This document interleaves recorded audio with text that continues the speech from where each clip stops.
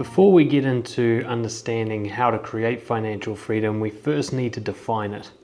I think a lot of people have only a vague idea of what they mean when they talk about this thing that they crave, and they don't really understand what it is they're going for, and therefore they don't know the right way to go about it. I really want to emphasize that financial freedom can essentially be stretched out into two different definitions. One is about a state of mind, and another is about a state of your finances. And in this course, what I'm looking to do is create both of these. So when we talk about financial freedom as a state of mind, we essentially mean freedom from insecurity about money. Now, this is entirely subjective. You could do this on any budget if you have the right psychological tools. You can get to a place where you're so adaptable and so resourceful and so sure of yourself that your financial situation is not a huge concern to you. You know that no matter what's going on in your bank account or in the global economy, you'll figure it out. That is one form of financial freedom. Understanding you're free from the prison of needing money in order to have a good life. So an example of this might be a minimalist who really doesn't need much money to get by. They're also a very resourceful and confident, highly skilled person, wide range of skills so that they could fit into any industry. Even if one industry closes, they could go work in another one. They're problem solvers who just in general know how to get past issues, so they don't worry that future issues will trip them up. And they've got lots of good connections, so if anything untoward or bad happened to them, they know that they'll have a lot of support. So that's like a concept of a kind of person who would be financially free mentally.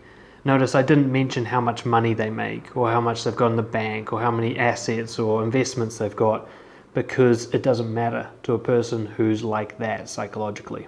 Now, on the other hand, we have the definition most people are thinking of, which is the financial freedom in terms of the state of your finances. And this is, again, very subjective. Everybody's got a different number for this one. But it's about having what you believe is enough income and assets and money for the foreseeable long-term future to have your needs met as well as your pleasures. To be able to live the life you want without having to be concerned that you won't have enough money to pay for it. So this is a mixture of how much money you have as kind of a sum of your assets and your investments and savings and so on. And then also the amount of guarantee you've got attached to your monthly or yearly income in order to cover your expenses. In this course, we're going to look to try and achieve both. We want you to achieve a level of psychological confidence, which means money no longer intimidates you because you can work around it, through it, with it, under it.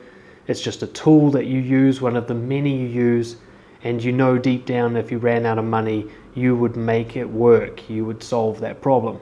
And we also want to make sure and use this to help the psychological aspect to manage your actual finances properly, to make sure you're budgeting properly, investing properly, earning properly, creating things like passive income and so on, so that you're actually practicing the resourcefulness that will give you the confidence. The reason really wealthy people can take such big financial risks is not because they have a lot of money, it's because they have a lot of confidence. And that's what actually brings in a lot of money. So your financial freedom mentally will help enable your financial freedom in terms of your finances, and vice versa. They help each other. So in this course, I'm going to look to tackle both. There's a couple of points I want to make. First off, the mindset is far more sustainable than the state of your finances. You are affected financially by the global economy, and we'll talk a little bit about that later, which means no matter how smart you are with your investing and how well you follow the rules, there's always a big shocker coming up some point in your lifetime, and you can't control that. Even the richest people in the world can be brought down. They're less likely to be, but it can happen. Nothing is guaranteed with the concept of money and credit and so on, because these are quite fictional, subjective things. But becoming a confident person, done the real way, is far more sustainable and controllable. In fact, it's entirely up to you. The whole world can come crashing down, but you can still follow principles that make you a confident person.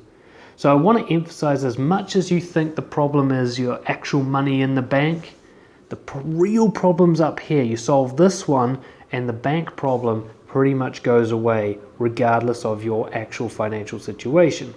The second point I want to make is keep in mind how subjective this is. Your idea of financial freedom would be extreme wealth to one person and poverty to another. We're all so different with this, which tells you that it's not objective. If I think financial freedom is $1,000 a week guaranteed, and a billionaire thinks financial freedom is to have $100 million in cash flow every year, what's the truth? We're both human beings with very similar physical needs. How could he possibly need so much more than I do? And how is it that I think $1,000 a month is freedom, where somebody in a third world country could get by on that in a whole year? It's all completely subjective. So whatever you are certain is the amount you need is almost certainly untrue. It's just in your mind.